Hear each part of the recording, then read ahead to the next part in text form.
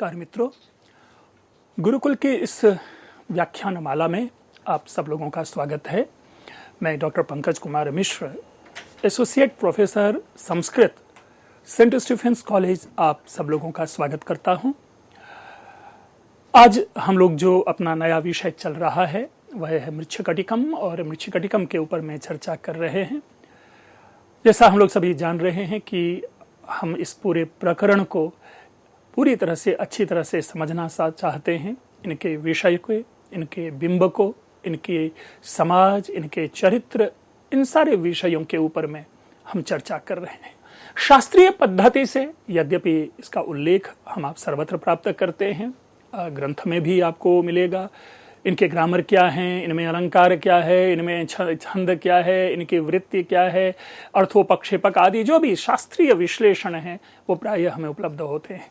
लेकिन एक एक पंक्ति के माध्यम से जो सामाजिक संदेश हमें प्राप्त होता है, जो चरित्र की बात हमें मालूम होती है, जो सामाजिक घटनाओं को हम जानने का प्रयास करते हैं, हमारा मेनली जो फोकस है वो उन्हीं पक्षों पे है।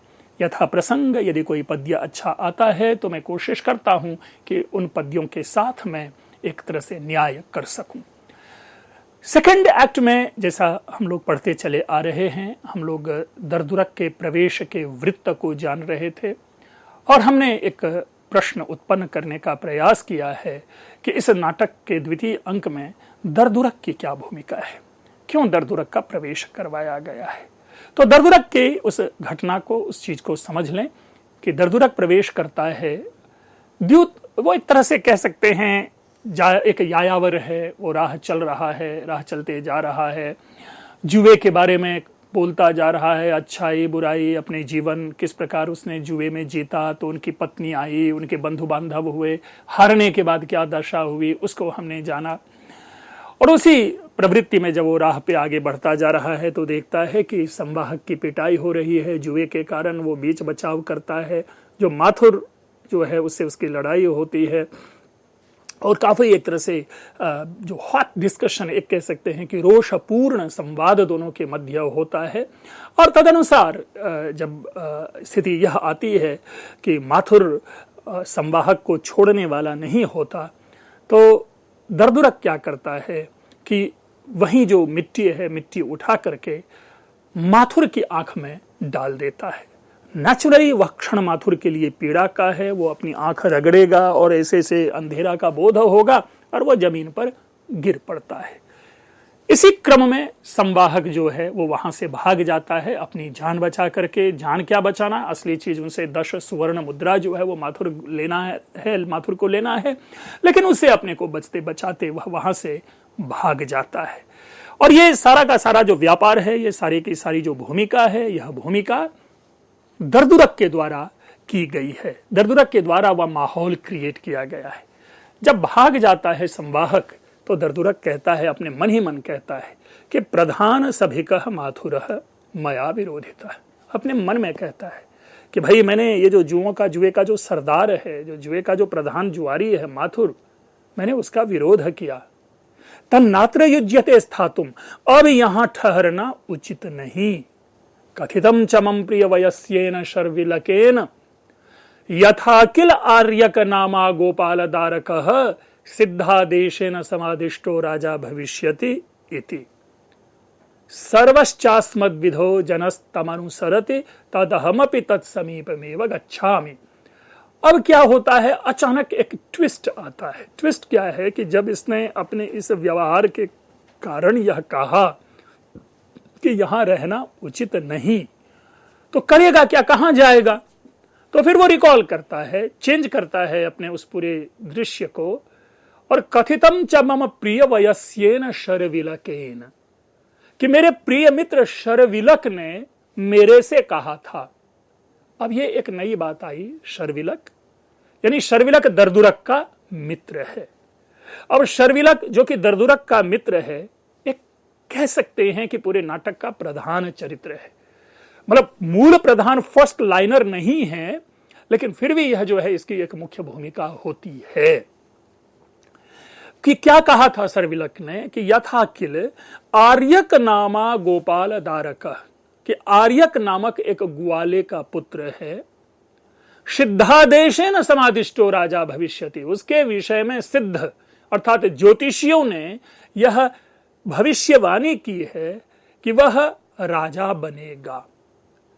यानी आज जो राजा है वह राजा ना होकर के जो आर्यक नामक एक राजा है, वह आर्यक नामक जो एक व्यक्ति है जो कि गोपाल धारक है, किसी ग्वाले का बेटा है, वह राजा बनेगा। सर्वश्चास्मद्विधो जनः तमनुसरति, और मेरे जैसा जो भी लोग हैं, जितने भी लोग हैं, वे आजकल उन्हीं आर्यक को फॉलो कर रहे हैं, उनका अनुसरण कर रहे हैं। तदहमपि तत्समीपमेव गच्छामि, मैं भी उन्हीं के समीप अब जाता हूं। इति निष्क्रांतः, इस प्रकार दर्दुरक वहां से चला जाता है। दूसरे शब्दों में जो दर्दुरक वृत्त है जिसकी मैं पुनः पुनः चर्चा करता आया हूं, वो यहां पर खत्म होता है। लेकिन कई सारी बातों को हम यहां दर्दुरक के माध्यम से जान पाते हैं। मित्रों, यदि आप लोगों ने स्वप्न वासवदत्तम देखा होगा, स्वप्न वासवदत्तम नाटक पढ़ा होगा, तो उसके प्रथम अंक में ब्रह्मचारी का प्रवेश है। यद्यपि ब्रह्मचारी का प्रवेश अगर नहीं भी होगा तो नाटकीय घटना में कोई न्यूनता नहीं आएगी। इसी प्रकार दर्दुरक यदि प्रवेश न करे तो नाटकीय घटना चक्र में कोई न्यूनता नहीं आएगी। संवाहक के माध्यम से ही माथुर की आंखों में धूल झोंक करके संवाहक को भगाया जा सकता था। इसके लिए दर्दुरक को लाने की जरूरत नहीं है। लेकिन यदि स्वप्न वासवदत्तम में ब्रह्मचारी लाया जाता है, ब्रह्मचारी का प्रवेश दर्शाया जाता है, तो उसका मूल कारण यह है कि उदयन गत जो सूचना है, उदयन के बारे में जो बातें हैं, उदयन की जो मनोदशा है, उदयन की स्थिति क्या है, और जो योगंधरायण वासवदत्ता ने मिलकर के जो एक षड्यंत्र रचा है, उसका एक जो प्लानिंग, एक जो योजना बनाई है, उसका प्रभाव उदयन के ऊपर में और आम जनता के ऊपर में, आम प्रजा के ऊपर में क्या है, वह उस ब्रह्मचारी के मुंह से दिखलवाना है, उसको उस ऑडियंस के सामने प्रेजेंट करवाना है। बस यही है। क्यों? क्योंकि तृतीय व्यक्ति के द्वारा सुनी गई बातें वो एक तरह से आम व्यक्ति के सामने में निकल कर आती है। इसी प्रकार दर्दुरक के माध्यम से पहली बार लोगों के सामने एक नया चरित्र, दो नए चरित्र की जानकारी होती है, जिसमें एक है शर्विलक और दूसरा है आर्यक। और आर्यक सविशेष महत्वपूर्ण बन जाता है क्योंकि आर्यक राजा बनेगा।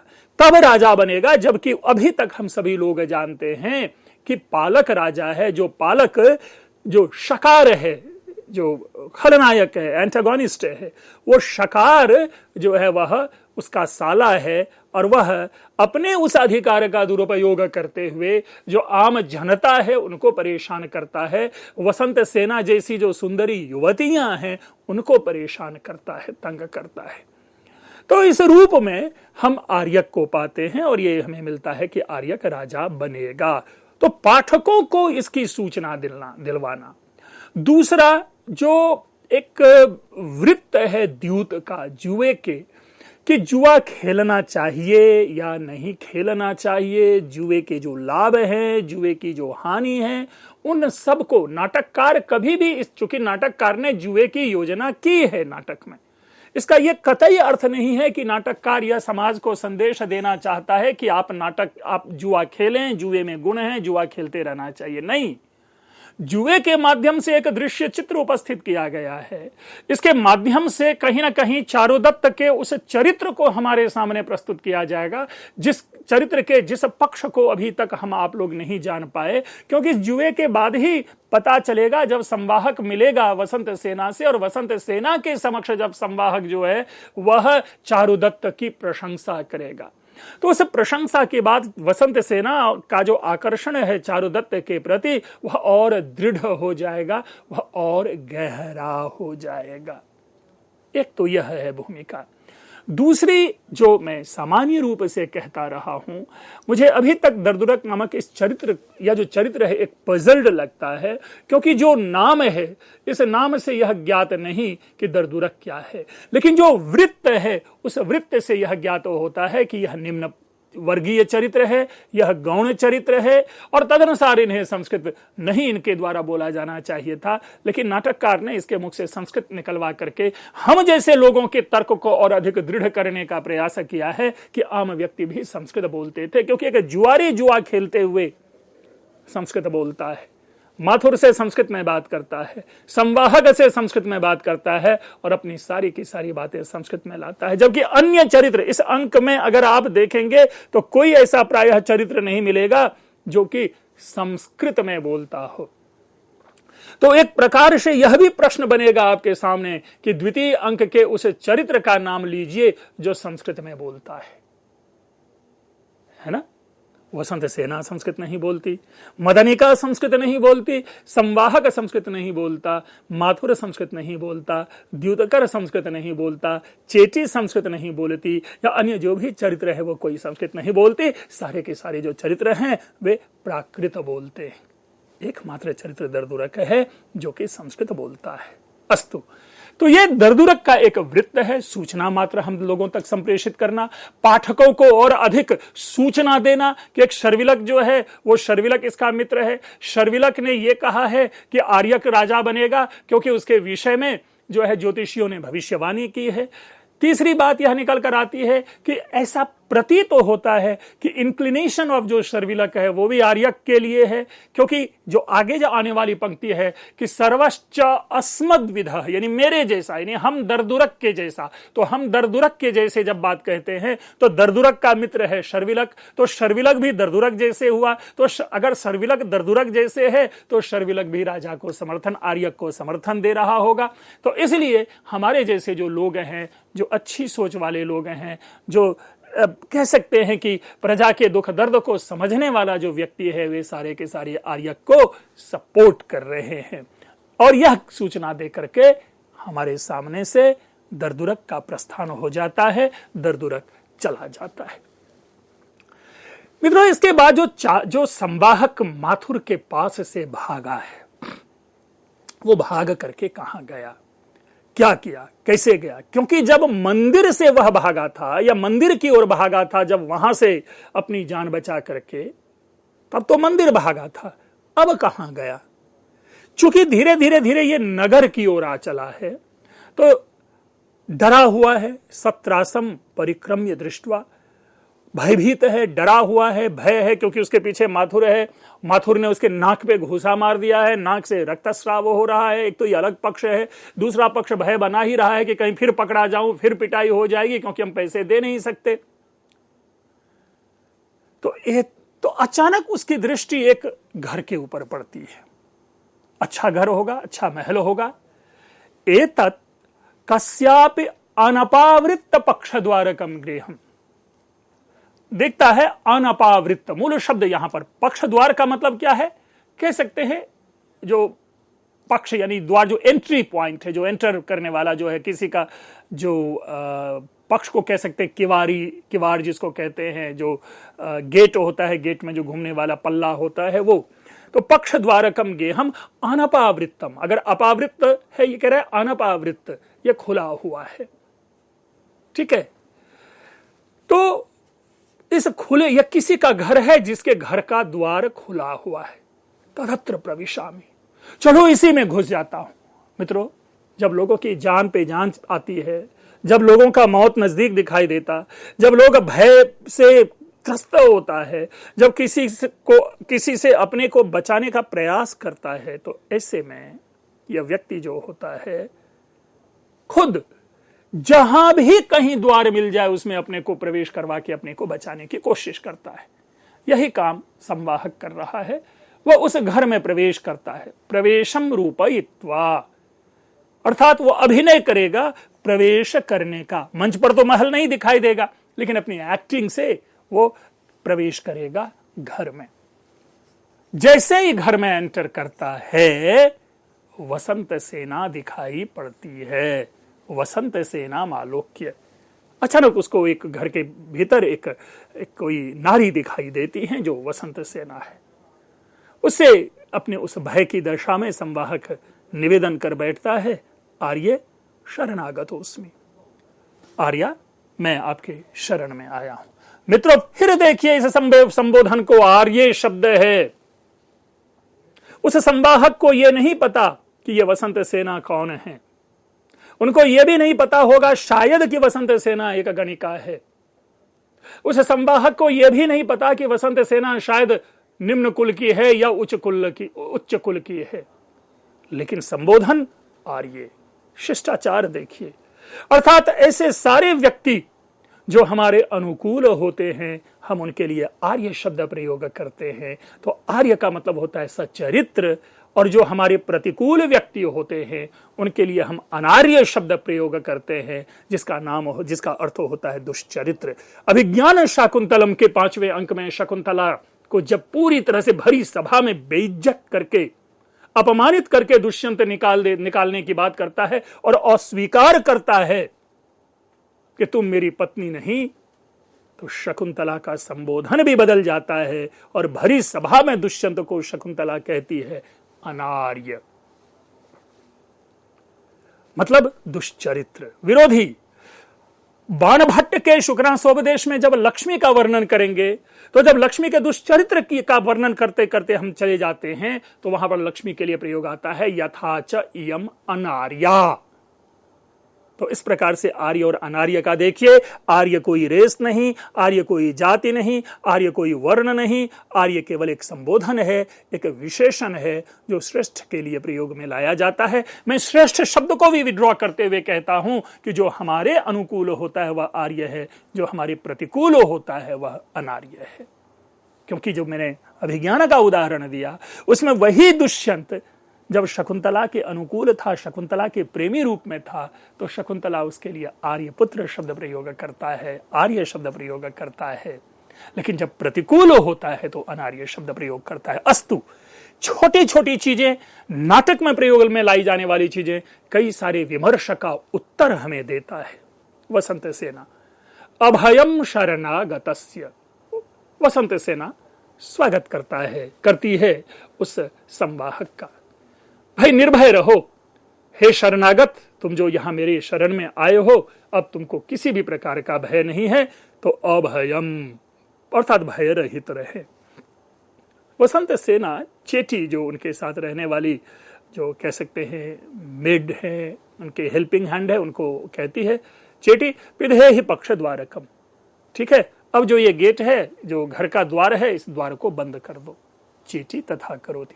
अब ये बंद करने का सामान्य सा मतलब है कि जिससे यह डर है वो यहां तक पहुंचे नहीं, इसलिए तत्काल घर को बंद करो। वसंत सेना अब पूछती है उस संवाहक से कि भाई कुतस्ते भयम, भाई तुमको ये डर कैसे, कहां से ये तुमको डर प्राप्त हो रहे हैं? संवाहक कहता है आर्य धनिकात, धनिक से। अब यहां पर भी ये जो बातें हैं, ये बातें अस्पष्ट है और हमें उद्देश्य इसका नहीं मालूम कि नाटककार ने यहां पे धनिक शब्द क्यों प्रयोग किया, क्यों नहीं द्यूत करात कहा शब्द, डायरेक्ट कहना चाहिए। लेकिन मानो इस धनिक कहने के पीछे कहीं ऐसा तो नहीं कि उस समय के समाज के जो धनी वर्ग थे वो आम व्यक्ति के अनुकूल नहीं होंगे, इसीलिए समग्र रूप में पूरे समाज के धनिक वर्ग की ओर टिप्पणी कर दे रहा है। महाकवि भर्तृहरि भी नहीं चूकते अपने नीति शतकम में, वो कहते हैं बौद्धारो मत्सरग्रस्ता प्रभव स्मय दूषिता, जो धनी वर्ग हैं वो अपने अहंग में चूर हैं। तो मे भी धनिकात शब्द के माध्यम से मृच्छकटिकमकार ने उस पूरे समाज की, उस परंपरा की ओर, उस व्यवस्था की ओर ध्यान आकृष्ट किया कि समाज के सामान्यतया जो धनी लोग होते हैं वो आम लोगों के अनुकूल नहीं होते हैं। अब विशिष्ट अर्थ लें तो धनिकात का अर्थ यहां पर संकेत जो है संवाहक का, वह उसी माथुर के ओर है जो पैसे वाले हैं, वो हमें परेशान कर रहा। वसंत सेना कहता है चेटी सांप्रतम अपावृणु पक्ष द्वारकम, ठीक है अब ये गेट खोल दो। अब ये मतलब नहीं, मतलब संवाहक कहता है धनिकात, और Vasantasena without any reaction, without giving any response to Samvahaka, not she is ordering चेटी to just to open the door. क्यों, ऐसा क्यों? ये समझने की बात है, ये सोचने की बात है। इसका यह मतलब हुआ कि अगर धनिक लोगों से तुमको डर है तो मेरे इस चौखट पे, मेरे इस घर पे, मेरे इस जगह पे रहते हुए अब तुमको धनिक का डर नहीं है, क्योंकि वसंत सेना के यहां आने वाले जितने भी धनी हैं वे सारे के सारे वसंत सेना के वश में हैं। इसलिए ऐसे धनिकों से तुम जैसे संवाहकों को अब डरने की कोई चिंता नहीं। देखिए कितना दो संवाद, एक संवाद जिसमें कि कहती है गेट बंद कर दो, इसका मतलब यह हुआ कि समाज के जो दुष्ट लोग होंगे, समाज के जो कुछ ऐसे हत्यारे किस्म के लोग होंगे, जो बदमाश होंगे, जो गुंडे होंगे, उनसे सबको भय होता है और उस भय के अधीन वसंत सेना भी है। और इसीलिए उसने घर बंद करवा दिया कि ताकि उनका प्रभाव, उनका प्रकोप हमारे यहां ना हो, जो शकार जैसे लोग हो वो शकार जैसे लोग यहां ना आए। लेकिन जैसे ही इसने कहा धनिकात, इन्होंने कहा खोल दो गेट। मतलब यहां तो अब किसी की ऐसे धनिकों की चलने वाली नहीं, क्योंकि उस समाज के, उस उज्जैनी के जितने भी धनी हैं वो कदाचित वसंत सेना के अधीन रहने वाले हों, उनके आदेश, उनकी आज्ञा, उनके मनोभाव के अधीन रहने वाले हों, और इसलिए तुरंत ही कह देता है गेट को खोल दो। संवाहक मन ही मन कहता है कथम धनिकात तुलितमस्याह भय कारणम। भाई जैसे ही हमने ये कहा कि कथम धनिकात तुलितम अस्याह भय कारणम, मतलब सुष्टु खलु एवं मुच्यते। हाँ ठीक है, जरूर ठीक ही कहा है लोगों ने कि यह आत्मबलम ज्ञात्वा भारम तुलितम वहति मनुष्य। भाई यह आत्मबलम ज्ञात्वा भारम, भाई जो व्यक्ति अपने उस सामर्थ्य को जानता है कि मैं कितना वजन उठा सकता हूं, उसी के अनुकूल वह वजन को उठाता है। मैं अपना उदाहरण देते हुए कहूं कि मेरा सामर्थ्य है कि मैं 20 किलो, 40 किलो या 60 किलो तक उठा सकता हूं, तो मैं उतना ही भार उठाऊंगा। मैं 100 किलो का भार नहीं उठा पाऊंगा, इसलिए उतना वजन नहीं लूंगा अपने उस पे। तो इसीलिए यहां जो पीछे धनिकात तुलितम, तुलितम, चूंकि इन्होंने धनी कहा है तो धनी के अनुकूल ही इसकी भी सत्ता है, इसका भी सामर्थ्य है। अर्थात उस उज्जैनी के जितने भी धनी हैं उन धनी के बराबर ही धन इस वसंत सेना के पास भी है। इसीलिए इन्होंने कहा हटाओ, द्वार खोल दो। और उसी पर टिप्पणी करते हुए संवाहक कहता है और तस्य स्खलनम न जायते न चकांतार गतो विपद्यते। और ऐसे में हम कहीं भी भार को ढोते हुए लड़खड़ाते नहीं, चाहे भले ही कितना भी उबड़ खाबड़ से युक्त, चाहे कितना ही जंगल या कितना ही दुर्गम मार्ग क्यों ना हो। ऐसा लग रहा है अत्र लक्षितोस्मि। संवाहक के मन में यह बात है कि ऐसा लग रहा है कि मेरे इस चीज को इन्होंने समझ लिया है, पकड़ लिया है।